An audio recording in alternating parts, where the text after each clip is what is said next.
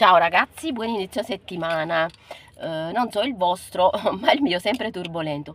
Guarda, ma come si può fare? Poi dicono che siamo noi napoletani, che siamo intolleranti. Guarda, che stanno guaiati. Ragazzi, io sto al semaforo, no? Mi scattano due verdi e due rossi. Davanti a me la signora, una bella signora, tutta pacata, che scarica le bambine dalla macchina, tre bambine, davanti alla scuola materna, perché vi voglio dire che in da zona mia so che ne scuola materna, scuola elementare e scuola media. Allora, io voglio essere educata, però devo essere educato pure tu. Cioè, mi ha fatto scattare due semafori, che poi tra l'altro anche noi dobbiamo andare a scuola la mattina, non andai solo la signora a scuola. Allora, che cosa avreste fatto voi? A un certo punto questa non se ne andava più. Piano piano. Ma io come con una flemma esagerata. E pigli i trolley, e pigli questo, e pigli la bustina era per portare bagagli. Oh, ho fatto solamente una bussata di clacson, ma io penso che in tutte le parti del mondo avrebbero bussato il clacson. Non perché io sono napoletana e dicono sempre che noi abbiamo il vizio di bussare i clacson, siamo sempre noi siamo. Caso tutto santa, a parte qua. Ragazzi, mi sono incazzata perché, lo sapete perché?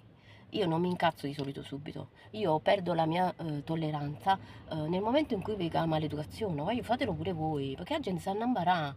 Certa gente sa imparare perché non ha già capito con quale principio scende una mattina e si pensano che in delle macchine, quando si mettono in delle macchine, tenono tutte comodità e tutti i diritti. Qua esistono pure l'altra gente, non esistono solamente loro. Non tenono solamente loro i figli che hanno trasi a scuola a un certo orario. O traffico non lo fanno solo loro la mattina. Voglio, che si incazza perché ha già usato clacson. Non aveva chiesto manco il permesso, manco a dire scusa.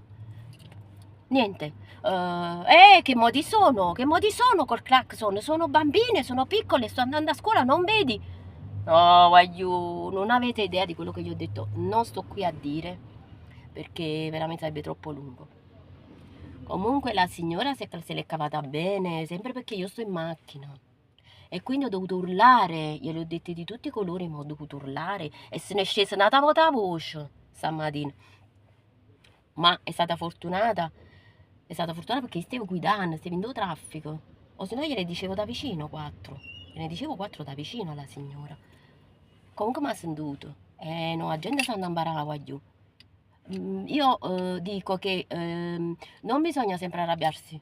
Non bisogna sempre arrabbiarsi. Io non sono una che si arrabbia sempre, però voglio quando dall'altra parte ci sono questi